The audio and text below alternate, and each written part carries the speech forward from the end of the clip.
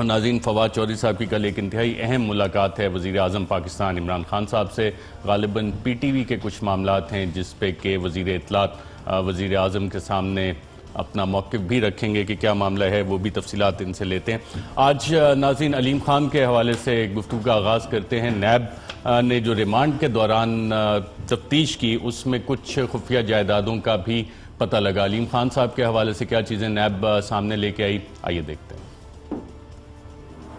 ملزم عبدالعلیم خان نے public office holder ہوتے ہوئے بھاری مالیت کے اثاثے خریدے اور آف شور کمپنیاں بنائیں۔ ان آف شور کمپنیوں کی ملکیت میں خریدے گئے اپارٹمنٹ اور بینک اکاؤنٹس ملزم کے ذرائع آمدن سے مطابقت نہیں رکھتے۔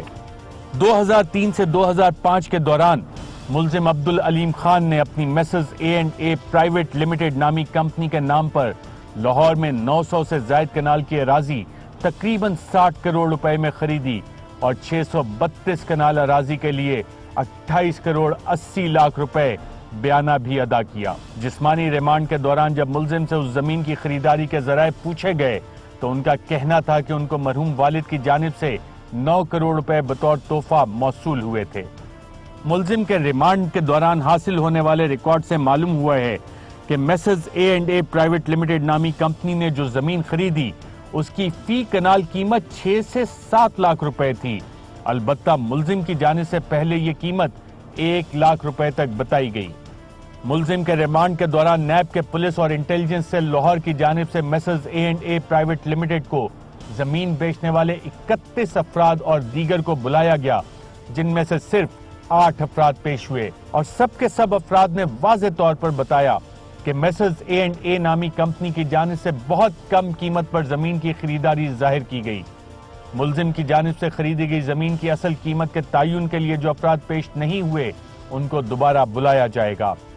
اس ضمن میں CCPO لاہور کی جانب سے باقی افراد کو 26 فروری 2019 سے 28 فروری کے درمیان بلایا گیا ہے۔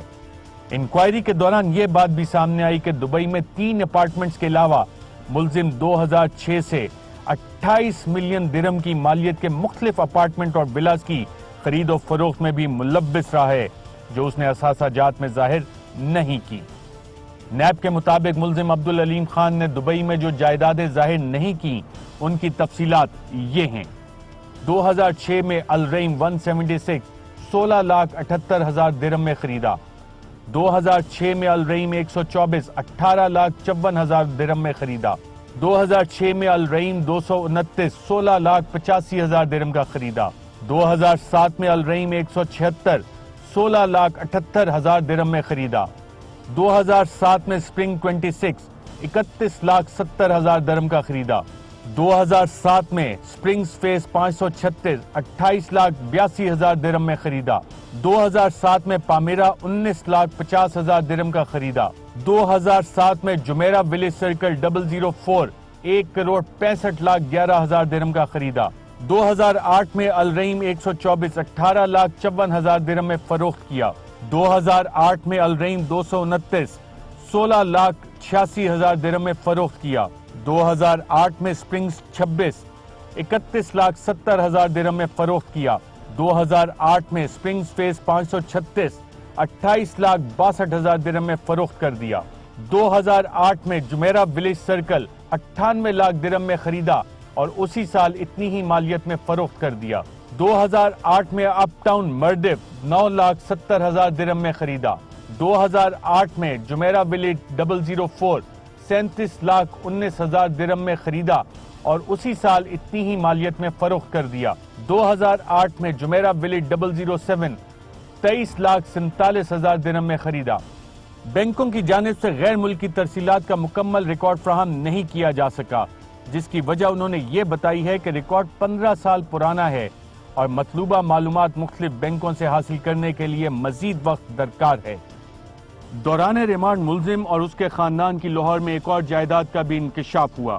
ملزم کے مطابق اس قطع اراضی کو بیچ کر اور FBR میں معلومات جمع کروا کر 14 کروڑ روپے کی ٹیکس ایمنسٹی ملزم نے حاصل کی۔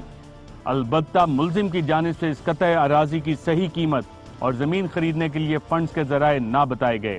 متعلقہ زمین کا ریکارڈ حاصل کرنے کے لیے ڈپٹی کمشنر لاہور کو خط لکھ دیا گیا ہے۔ جب ملزم سے اس کی آف شور کمپنیوں کے ذریعے خریدے گئے اثاثوں اور آف شور کمپنیوں کے کاروبار اور پاکستان میں ان آف شور کمپنیوں کو ظاہر کرنے سے متعلق پوچھا گیا تو ملزم نے ان کا جواب نہیں دیا اور کہا کہ تمام سوالات لکھ کر دیے جائیں اور ان سوالات کا جواب ان کا وکیل دے گا اگر وہ دے سکا۔ اس حوالے سے ملزم کی کمپنیوں کے سی ایف او عمران انور کو 20 فروری کو سوالنامہ ارسال کیا گیا ہے اور 26 فروری کو ملزم کی کمپنیوں کے حوالے سے تمام ریکارڈ مہیا کرنے کا کہا گیا ہے۔ ملزم کے مطابق گلبرگ کا گھر بیچ کر ملزم ڈی ایچ اے منتقل ہو گیا تھا۔ ڈی ایچ اے کی جانب سے اس گھر کا ریکارڈ ابھی موصول نہیں ہوا ہے۔ جی ناظرین، حکومتی سینئر وزیر تھے پنجاب میں اور ان کا احتساب بھی جاری، لیکن اس کے باوجود اپوزیشن ہے کہ کہتی جا رہی ہے کہ جی حکومت کا احتساب نہیں ہو رہا، جو حکومتی بینچز پہ لوگ بیٹھے ہیں ان کا احتساب نہیں ہو رہا۔